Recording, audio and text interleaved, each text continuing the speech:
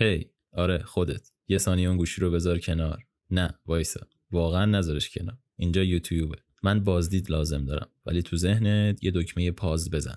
فقط یه نفس عمیق بکش.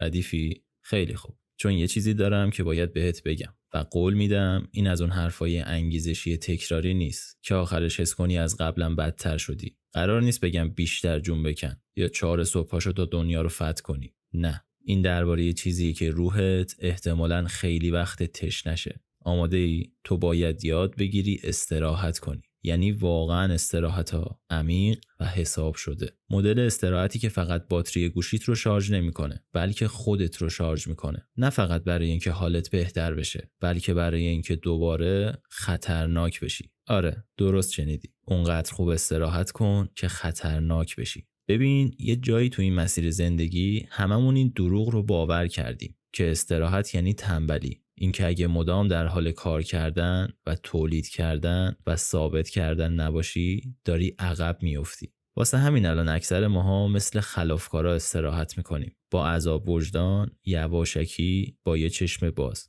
داری تو گوشی اسکرول میکنی، همزمان یه سریالی رو پشت سر هم میبینی که اصلا ازش لذت نمیبری و کل مدت هم حس بدی داری که چرا کار مفیدی نمیکنی. این استراحت نیست، این برزخ دیجیتاله.